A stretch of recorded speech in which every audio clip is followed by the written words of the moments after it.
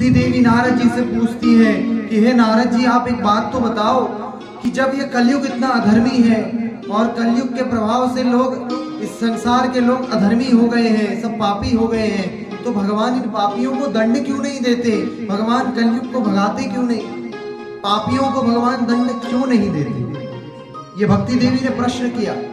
कितना सुंदर प्रश्न है ना भैया। पापियों को आखिर दंड भगवान क्यों नहीं देते? देखो, कर्म का फल तो एक दिन सबको भोगना पड़ेगा, लेकिन कभी कभी ऐसा देखा जाता है कि वर्तमान में जो पापी होता है वो बड़ा सुखी होता है। बड़े बड़े पाप कर्म करने वाला व्यक्ति बड़ा सुखी दिखता है। ऐसा लगता है भाई इससे ज्यादा सुखी तो कोई है ही नहीं संसार में, कितना सुख है इसके पास। और करता क्या है? बोले पाप कर्म करता है सारा, पाप कर्म करता है और तब भी सुखी है।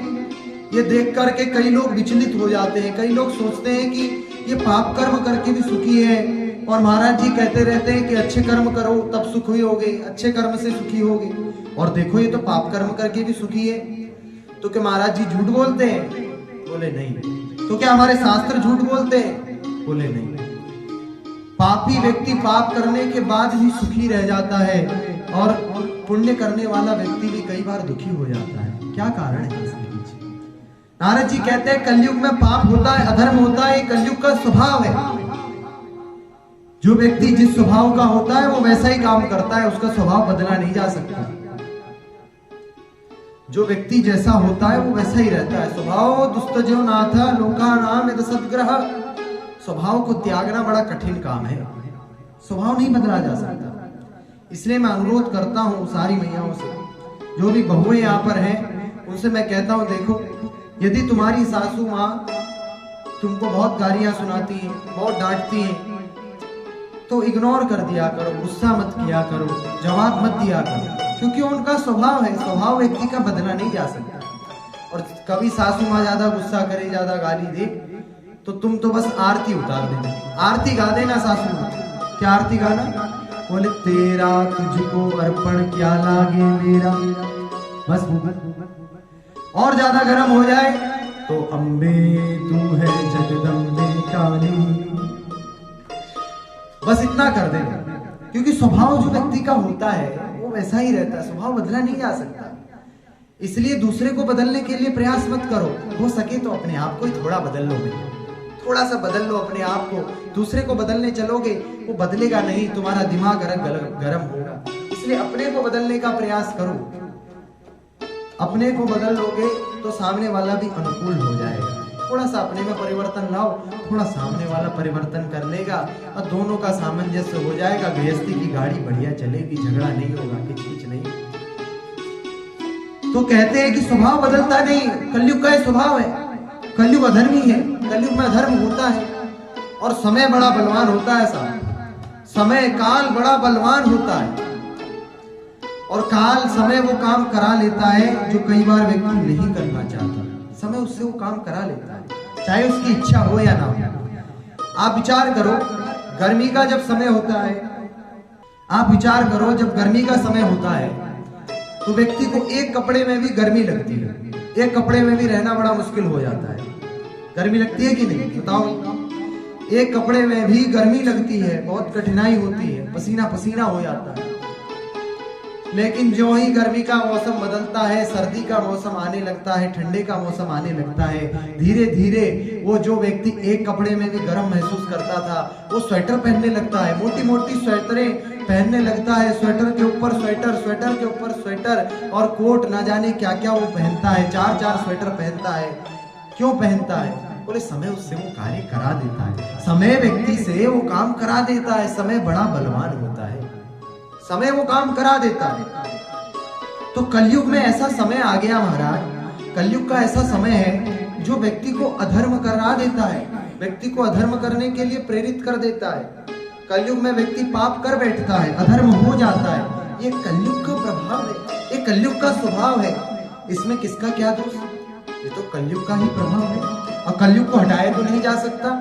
सत्य, त्रेता, द्वापर के बाद कलयुग तो आएगा ही। तो कलयुग बेचारे को क्या करे जब उसका स्वभाव ही ऐसा है? तो कलयुग में पाप हो जाता है। लेकिन ये बात है कि पाप हो जाता है, इसका मतलब ये नहीं कि हम भी पाप करने लगे।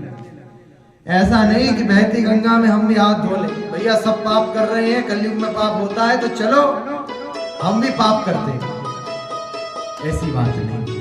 कलयुग में पाप होता है इसका मतलब ये नहीं कि हम भी पापी हो जाए। आप इसे एक उदाहरण से समझो कि व्यक्ति जो इस संसार में जन्म लेता है, जो भी संसार में आया, इस संसार में जिसने जन्म लिया, जो भी आया है उसको जाना तो पड़ेगा ही। भगवान स्वयं कहते हैं कि जातस्य ही ध्रुव मृत्यु और ध्रुवम जन्म मृतस्य च, जो आया है वो जाएगा और जो गया है वो वापस आएगा। जब तक मोक्ष नहीं होगा तब तक ये जन्म मृत्यु का, ये जनन मरण का, पुनरपि जननम पुनरपि मरणम पुनरपि जननी जठरे शयनम, ये चक्र चलता रहता है, चलता रहता है, चलता रहता है, जब तक मुक्ति नहीं मिलती। तो जो आया है वो जाएगा ही, चाहे अच्छा लगे चाहे बुरा लगे। जो संसार में एक बार आ गया उसको जाना पड़ता है।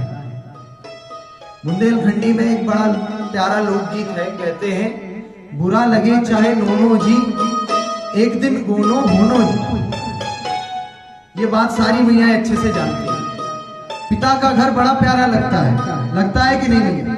पिता के घर में सारी सुख सुविधाएं हैं, काम भी अधिक नहीं करना पड़ता, लेकिन उस पिता के घर को छोड़ करके हर मैया को एक दिन अपने पति के घर जाना पड़ता है। हर स्त्री को पिता का घर छोड़ना पड़ता है। छोड़ना पड़ता है कि नहीं बताओ? छोड़ना पड़ता है। तो चाहे बुरा लगे चाहे अच्छा लगे, एक दिन गोना अर्थात विदाई होती ही। बुरा लगे चाहे नोनो जी, बुरा लगे चाहे अच्छा लगे, एक दिन तो विदाई होनी ही। ऐसे ही बुरा लगे चाहे अच्छा लगे भैया, एक दिन इस संसार से तो आपको जाना ही पड़ेगा। चाहे बुरा लगे चाहे अच्छा लगे, उसमें आपकी मर्जी नहीं चल सकती, जाना तो जाना ही है।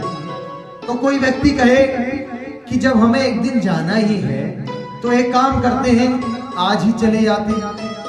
कोई व्यक्ति बोले एक दिन मृत्यु होनी ही है तो एक काम करते हैं, आज ही मर जाते हैं। कोई व्यक्ति ऐसा कहे तो क्या ये ठीक होगा?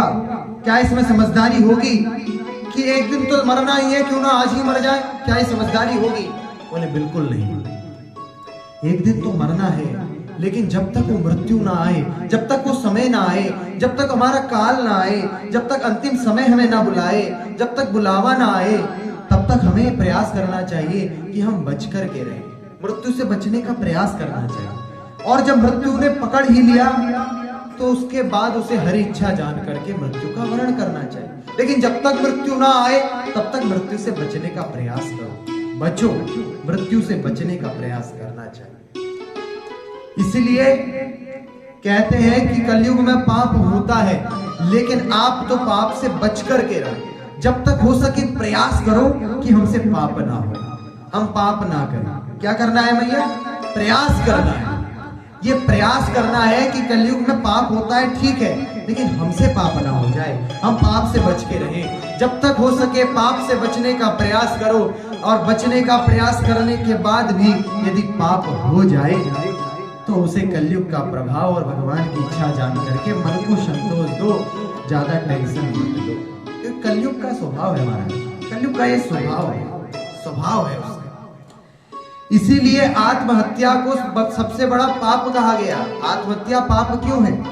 सामान्य परिस्थिति में भी व्यक्ति मरता है, मरने वाला व्यक्ति सामान्य जिसकी मृत्यु होती है वो भी मरता है, और जो आत्महत्या कर लेता है, जो अभागा आत्महत्या का वर्ण करता है वो भी मरता है। दोनों परिस्थिति में जब आदमी मर ही रहा है, दोनों में शरीर की समाप्ति ही हो रही है, तो फिर आत्महत्या पाप क्यों है? बोले आत्महत्या पाप इसीलिए है क्योंकि तुमने अपनी इच्छा से, अपनी स्वयं की इच्छा से तुमने मृत्यु का वर्ण कर लिया। तुम्हें तो मृत्यु से बचने का प्रयास करना था। अरे बंदे, तुझे मालिक ने इस संसार में भेजा अच्छा काम करने के लिए, और तूने अच्छा काम करने की जगह अपना ही काम तमाम कर दिया। ये मनुष्य शरीर कितनी कीमत से मिलता है, कितने भाग्य से मिलता है, और आपने इसका मोल नहीं समझा, आपने इसको यूं ही समाप्त कर दिया। ये कितनी बड़ी मूर्खता है। जीवन में छोटी सी असफलता और व्यक्ति अपना शरीर समाप्त कर दे। शरीर बड़े भाग्य से मिलता है। इसीलिए हम कहते हैं कि प्रत्येक व्यक्ति को, संसार के प्रत्येक व्यक्ति को सत्संग करना चाहिए। सत्संग में आकर के ही उसे अपनी कीमत पता चलती है कि वो कितना कीमती है। भैया कुछ नहीं तो करोड़ों का तो तुम्हारा शरीर ही है, करोड़ों का शरीर दिया है भगवान ने। और लोग रोते रहते हैं कि भगवान ने क्या दिया, भगवान ने क्या दिया। अरे मेरी मैया, भगवान ने क्या नहीं दिया, सब कुछ तो दिया है गोविंद ने। भगवान ने क्या कमी रखी, इतनी सुंदर आंखें दी, इतनी सुंदर वाणी दी, इतना सुंदर चेहरा दिया, इतने सुंदर हाथ दिए, इतने सुंदर पैर दिए, सब कुछ तो दिया है उस ऊपर वाले ने। तो फिर क्यों रोते हो हमेशा कि उसने क्या दिया, उसने क्या दिया। और इतने सुंदर शरीर को प्राप्त करके भी जो इसका मोल ना समझे, उससे बड़ा पापी भला कौन होगा, उससे बड़ा अभागा भला कौन होगा, उससे बड़ा मूर्ख बड़ा इस संसार में कौन होगा जो इस शरीर का महत्व ना समझे। शरीर माध्यम खलु धर्म साधन, इस शरीर ही सारे धर्मों के साधन का एकमात्र साधन है, एकमात्र साधन है, एकमात्र साधन है ये शरीर। क्योंकि मनुष्य शरीर में ही आप उस तत्व को प्राप्त कर सकते हो। आपको ये अवसर मिला है, इस अवसर को गवाइए नहीं, इस अवसर का आप लाभ लीजिए। इस अवसर को यूं ही व्यर्थ कर दोगे तो न जाने कितने लाखों वर्षों के बाद, कितनी लाखों योनियों में भटकने के बाद, कितनी टेंशन से गुजरने के बाद जाकर के आपको फिर से ये मौका मिलेगा। इस बेशकीमती मौके को, इस वन टाइम ऑफर को आप गवाइए नहीं। इस ऑफर को आप इसका सही इस्तेमाल कीजिए, यही आपके जीवन। पूज्य प्रेम नारायणाचार्य जी महाराज के ऐसे ही दिव्य प्रवचनों का आनंद लेते रहने के लिए चैनल को सब्सक्राइब करें। नई वीडियोस की नोटिफिकेशन सर्वप्रथम प्राप्त करने के लिए बेल आइकन को दबाएं। डिस्क्रिप्शन में दिए गए लिंक्स के द्वारा पूज्य महाराज श्री को सभी सोशल मीडिया प्लेटफॉर्म्स पर फॉलो करें। पूज्य प्रेम नारायणाचार्य जी महाराज का ये दिव्य संकल्प है कि श्रीमद् भागवत कथा एवं श्रीमद् वाल्मीकि रामायण कथा के माध्यम से शास्त्रों का ज्ञान जन जन तक पहुंचाया जाए। महाराज श्री के इस दिव्य संकल्प में आप भी श्रीमद् भागवत कथा एवं वाल्मीकि रामायण कथा का आयोजन करा करके सहयोग कर सकते हैं। पूज्य महाराज श्री से श्रीमद् भागवत कथा एवं श्रीमद् वाल्मीकि रामायण कथा करवाने हेतु दिए गए नंबरों पर संपर्क करें।